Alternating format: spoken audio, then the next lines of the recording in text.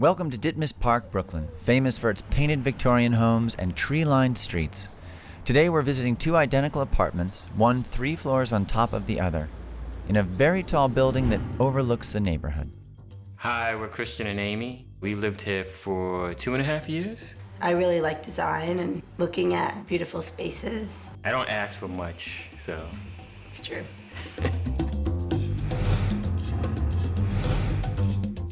Hi, I'm Caitlin. And I'm Matt. We've been here for about 3.5 years. With our cat Yoda. Yes. And now we have a new addition to the family on the way. Of the non-feline variety. The original floor plan for this line was very traditional, with multiple private rooms branching off of a central circular flow. On the 8th floor, Amy and Christian tore down the central wall, creating a wide-open modern cook's paradise. On the 11th floor, Caitlin and Matt have left theirs alone because they enjoy the old-fashioned intimacy of the original plan. The apartments are still the same size, but now look and feel very different from one another. Join us as we see how these two homes now differ in 3 areas: the kitchen, the living room, and the little room.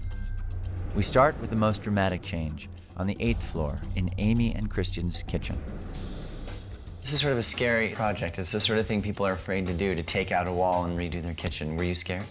No, not at all. I was pretty excited about it. She cooks a lot, so she was like figuring out how she wanted to interact with people and where everything needed to be. I really wanted a space that could be my own and I could bake in and cook in and entertain, and just spending so much time in the kitchen. You could really feel like you're a part of everything that's going on instead of feeling completely closed off from it.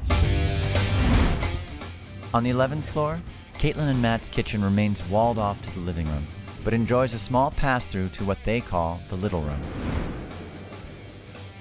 That's what we wanted. We wanted light coming from that direction.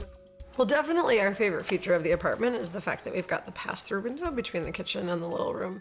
Makes it really easy for people to be in there helping you in the kitchen or talking to you in the kitchen while you're cooking. Yeah. So like we've got this really nice flow. Like people can be coming in multiple directions. What's interesting about these kitchens is that they've both broken through one wall,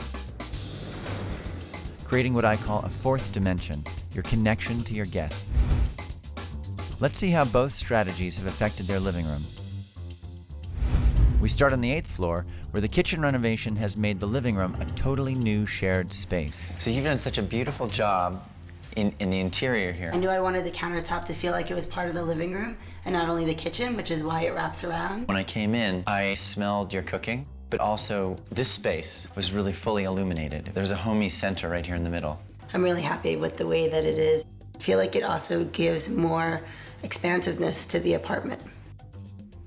On the 11th floor, Caitlin and Matt have a more traditional living room. Downstairs, they have their television on the other wall, and you put it on this wall. Well, downstairs, they knocked down this wall, so they had the cut through to the kitchen. We hadn't made the decision that that would make sense for us, because losing that wall in the living room really does cut out some of your living room space. Amy and Christian are a kitchen family. Their living room is now joined to Amy's love of cooking. As a result, the kitchen is the heart of their home. On the 11th floor, Caitlin and Matt like the separation. The big living room, the small spaces, the nestled corners. They're a living room family. The living room is the heart of their home. Finally, we take a look at the little room, a space that is now used completely differently in each home. What do you do in this room? So this room, its primary use is as a den. Spend a lot of our time, especially in the morning, hanging out in here. It's cozy, it's a great place to have a cup of coffee in the morning, curl up with a book. It feels like our older apartments. Like, it's smaller, it's a little bit tighter, the kitchen's right there. On the 8th floor, the little room remains walled off from the kitchen, making it a completely private space from the rest of the apartment. This is Christian's room. So I work here and I watch my soccer games here so Amy doesn't have to watch soccer. And so everything's you, not Amy. Needed just a little bit for my own space. Amy doesn't have a room of her own. Unless you consider the rest of the apartment. Yeah, the rest of the house. The little room plays a very different role in each apartment.